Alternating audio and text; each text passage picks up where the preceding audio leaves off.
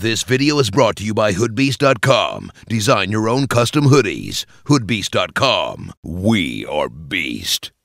What's going on, guys? It's Dramon, and we all know that the deeper you get into the NBA playoffs, the more heat we see on feet and on the court. So before we get into the final two rounds, let's recap and go over the top 5 sneakers in the NBA playoffs so far. Starting off the list at number 5, we got this PE of the Under Armour Curry 3.0. Hate them or love them, Under Armour still makes some great performing sneakers, and the Curry 3 is actually my go-to encore model as of right now, so I cannot wait to see how the Curry 3.0 performs.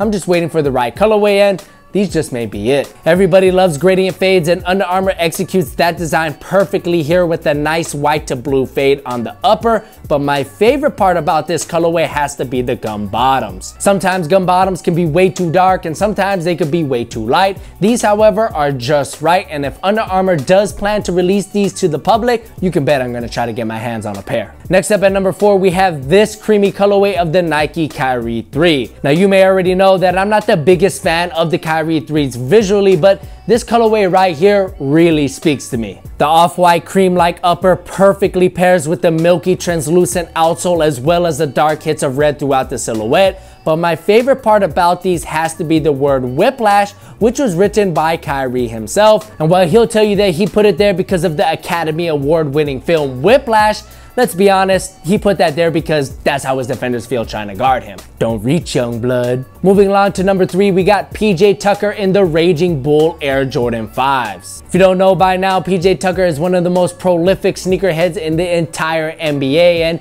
he always comes correct with his kicks on the court, just like he did here during Game 6 in Milwaukee. PJ went deep into his collection to bring out this fan favorite colorway of the retro Air Jordan 5s, which released way back in 2009. And I gotta say, it perfectly matches the Raptors' road black uniforms. Not only is the Jordan 5 my favorite Air Jordan silhouette of all time, but this colorway in particular is on my list of grails. So whenever you wear a grail of mine on the court, it's pretty much a given that you're gonna make this list. Next up at number 2, we got Jimmy Butler in this PE of the Air Jordan 31. There are 2 quick and easy ways straight to my heart: red and black. If you can combine those 2 colors flawlessly like Jordan Brand did here for Jimmy Butler, I'm gonna give you all the praise in the world. 90% of this colorway is dressed in black, but the remaining 10% uses the perfect shade of red to give this PE just enough color to keep them from looking boring, but not enough to make them feel textbook and generic. I've said it before and I'll say it again, if Star Wars characters wore sneakers, the Sith would have the dopest PEs in all the galaxy. Sorry, Jedi, but you know it's true. Finally, at the number 1 spot, we have PJ Tucker again with the Aston Martin colorway of the original Nike Hyperdunks. Didn't I tell you? PJ Tucker is a major sneakerhead, and you almost have to be to have this very limited colorway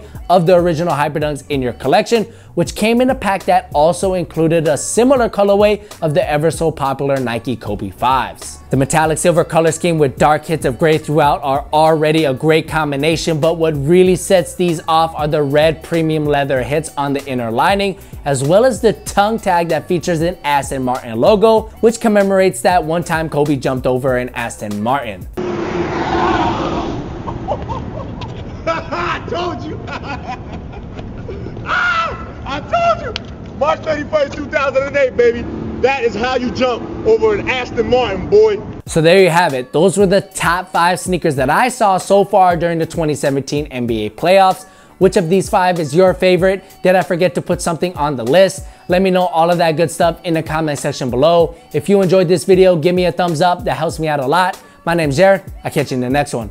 Peace. When I first saw this photo of what is supposed to be the KD10, I honestly couldn't believe it. I actually thought that this was either a sample or a sportswear version of the KD9 Elite because, I mean, look at these things. They look exactly the same. Now, it is possible that Kevin Durant might have asked Nike to not change a whole lot